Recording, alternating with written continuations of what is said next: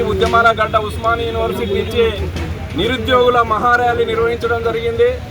ఈరోజు ప్రధానంగా రేవంత్ రెడ్డి ప్రభుత్వం అధికారంలోకి వచ్చి 2.5 సంవత్సరాలైన నిరుద్యోగులకు ఇచ్చినటువంటి హామీలు నెరవేర్చడంలో రాష్ట్ర ప్రభుత్వం పూర్తిగా వైఫల్యం చెందిందని కూడా ఈ సందర్భంగా డిమాండ్ చేస్తున్నాం. ప్రధానంగా అధికారంలోకి వచ్చే ముందు మీ అధికారంలో వచ్చినటువంటి మొదటి ఏడాదిలోనే 2 లక్షల ఉద్యోగాలు భర్తీ చేస్తామని చెప్పారు. వాళ్ళ జాతీయ నాయకుడు రాహుల్ గాంధీ అశోక్ నగర్కి వచ్చి నిరుద్యోగులతో మాట్లాడుతూ మేము వస్తే నిరుద్యోగుల బతుకులు మారుతాయని చెప్పాడు. కానీ అధికారంలోకి వచ్చిన 2.5 సంవత్సరాలైనా నిరుద్యోగుల బతుకులు మాత్రం చాలా దారుణంగా తయారైనటువంటి పరిస్థితి ఉంది. ఈ ప్రభుత్వం అధికారంలోకి వచ్చిన తర్వాత కూడా 20 మంది నిరుద్యోగులు ఆత్మహత్యలు చేసుకోవడం సిగ్గు చేయడం అత్యంత బాధాకరం.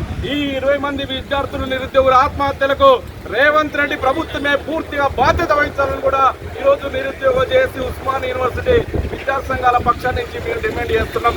ఈరోజు రాష్ట్రంలో ఖాళీలు ఉన్నటువంటి ఉద్యోగాలు సుమారుగా 2 లక్షల పైన ఉద్యోగాలు ఉన్నాయి.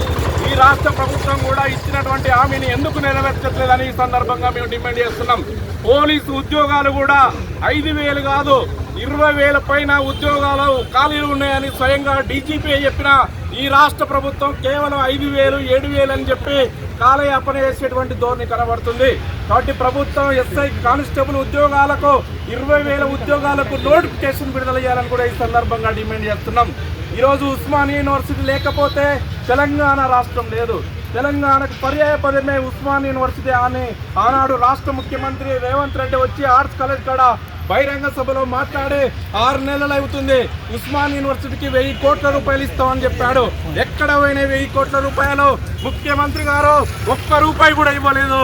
ఖబర్దార్ అని సందర్భంగా హెచ్చరిక జారీ చేస్తూ తక్షణమే 1,000 కోట్లు విడుదల చేయాలి. రాష్ట్రంలో ఉద్యోగాలకు నోటిఫికేషన్ విడుదల చేయాలి.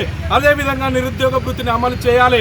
అందుకే ఉస్మానియా యూనివర్సిటీలో ఉన్నటువంటి నిరుద్యోగ జేఏసీ ఉస్మానియా యూనివర్సిటీలో ఉన్నటువంటి అన్ని విద్యార్థి సంఘాలు బీబీఎస్ఏ, ఎస్ఎఫ్ఐ, ఏఎస్ఎఫ్, పీడీఎస్యు, బీసీ విద్యార్థి సంఘం, ప్రతిపక్షమైనటువంటి టీఆర్ఎస్వి, ఎస్ఎస్యు, ఎస్ఎస్ఎఫ్, అన్ని 42% బీసీ రిజర్వేషన్ల విద్యార్థి సంఘం, మహిళా విద్యార్థులు, రీసెర్చ్ స్కాలర్ ఆధ్వర్యంలో రేవంత్ రెడ్డి ప్రభుత్వాన్ని ఆర్ట్స్ కాలేజ్ నుంచి హెచ్చరిక జారీ చేస్తున్నాం.